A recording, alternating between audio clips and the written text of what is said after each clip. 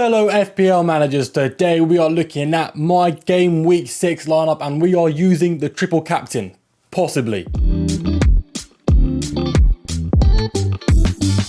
Before we get into the team though, I want to complain. Guys, I got a green arrow last week, so you may be wondering why I want to complain.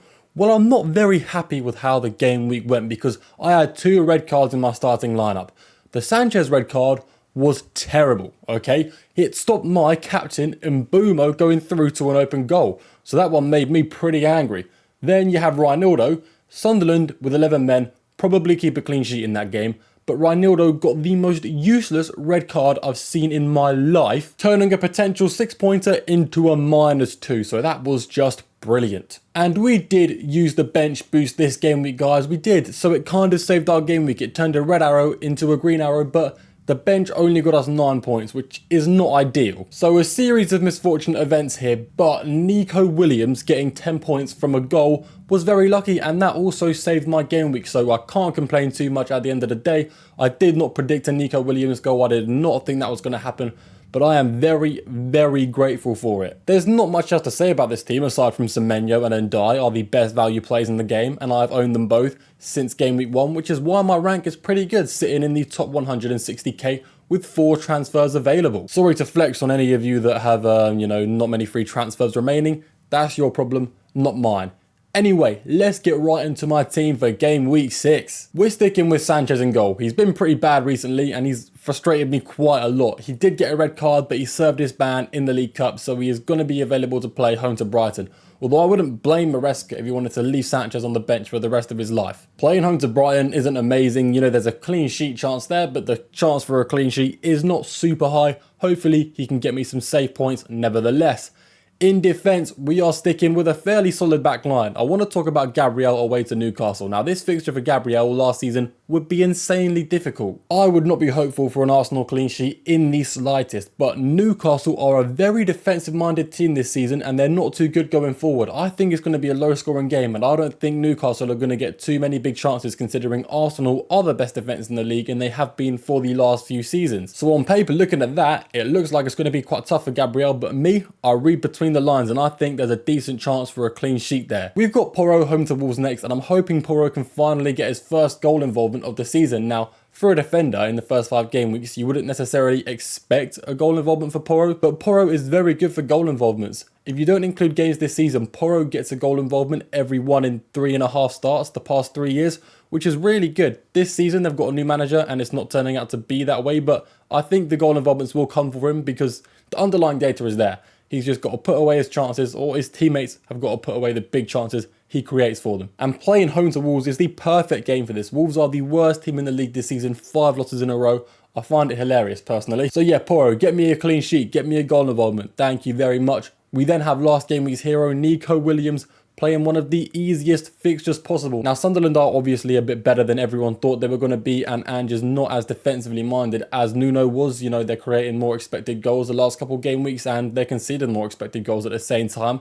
But the Forest defence is still good. They've still got a solid back line, so there is still a chance of a clean sheet. If he wants to score again, be my guest. I will not complain. We have double Man United attack, guys. Let's start with Bruno Fernandes. Playing away to Brentford, the fixture ain't too bad. Bruno is a good player. We all know this. It's not much to say about him because we all know what we're going to get from Bruno. Maybe some defcons, maybe a penalty, maybe a set piece assist from a corner or a free kick, maybe an open play goal from outside the box. We don't know, but he has so many avenues to go down for points, and when he gets a goal involvement, he's usually getting all 3 bonus points because he's doing everything on the pitch. With Mbeumo, he doesn't have potential for penalty goals or defcons unless Bruno is off the pitch, which is almost never. But Mbeumo has the highest expected goal involvements for Man United. In terms of non-penalty expected goals and expected assists, Mbeumo is a lot higher than Bruno. So from open play, I'm really hoping Mbeumo is the one to get me some points because he is a big time differential. I captained him last game week and I don't think that was the wrong decision as he nearly scored a goal, which was a very big chance.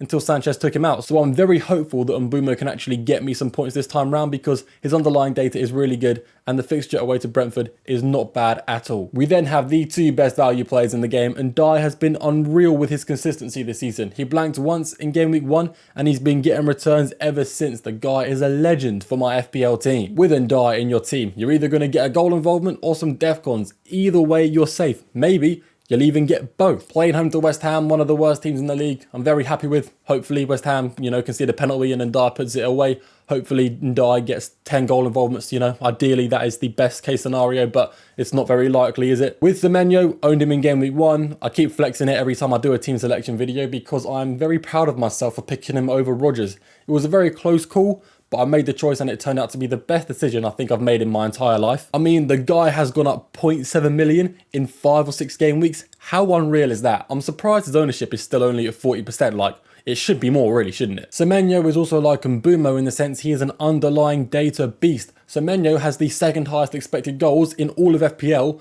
The only person with more is Erling Haaland, and I don't think anyone is surprised about that. So yeah, guys, if you still don't have Semenyo, you're probably not good at the game, and that's no offense to you, okay? I don't mean that in a harsh way, but you need him in your FPL team or you are screwed. We move to the front three now, guys. I'm currently planning on using my triple captain chip on Erling Haaland. I don't think anyone's surprised that he is my triple captain. The issue is he is currently a minutes risk, Technically speaking, he's got a 75% chance of playing, and Pep keeps leading everyone on saying, oh, he might play, he might not. It's getting on my nerves. Okay, I need Haaland to start. If I don't have that security of knowing Haaland is going to start, I may take off the triple captaincy, okay?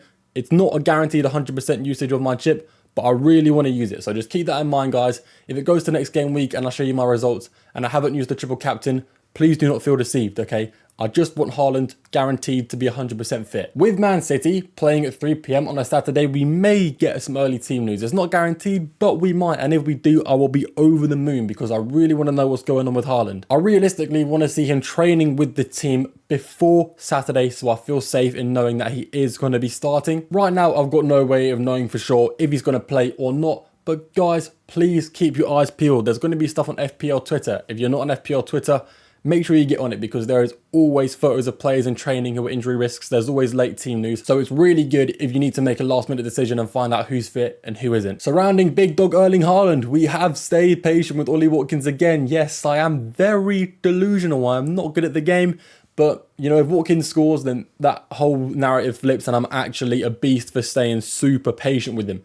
Now, Aston Villa are 20th for expected goals this season, and I don't think anyone is surprised. They've scored 1 goal from 3.8 expected goals. They have been absolutely shambolic, guys. Watkins has 2 game weeks left before he's gone. He plays home to Fulham, which is an alright game week. Then he plays home to Burnley. Burnley are the worst defence in the league this season, and it's going to stay that way. It's not going to change, let's be honest with ourselves. So, once Watkins plays home to Burnley, even if he scores 4 goals in that game, he is leaving my team. But for now, I simply cannot bring myself to sell him, and I'm really, really hoping he rewards me for my patience. I know a lot of you guys watching have probably already sold him, probably even 2 or 3 game weeks ago, but for me, I simply just don't think there's a good enough replacement yet. I think owning Gyökeres is better, but for this game week with Arsenal playing a pretty tough fixture offensively, playing against a good defence, I think Watkins is better to own for this game week. Then, next game week, Watkins is playing home to Burnley, so he's the best forward to own next game week as well, despite his lack of goals. So yeah, he's going to get sold in game week 8 regardless of what he does in the next 2 game weeks, but I will not be selling him for the next 2 game weeks. He has got his place in my team, rock solid. He is not going anywhere. The next pick is João Pedro. I'm grateful to have owned this guy in game week 1 because his ownership is so high. He was there for safety, and it proved to be the right choice because he has gotten so many points. If I didn't own him for them first few game weeks, I would be absolutely toast. My overall rank would be a lot worse than what it is now. So yeah, Pedro, while you haven't helped my rank a lot, you've stopped me from plummeting down to outside the top 10 million. So thank you very much for that. Also, the Chelsea fixture run is going to get very good very soon in the next few game weeks. So I very much doubt João Pedro is going anywhere. He may be in my team for the entirety of the first half of the season, or at least until our wild card, which I don't know when that's going to be, but I don't plan on using it anytime soon. Anyway guys, that is it for this video. If you did make it this far, thank you very much for watching. You are greatly appreciated, and I will see you all in the next video.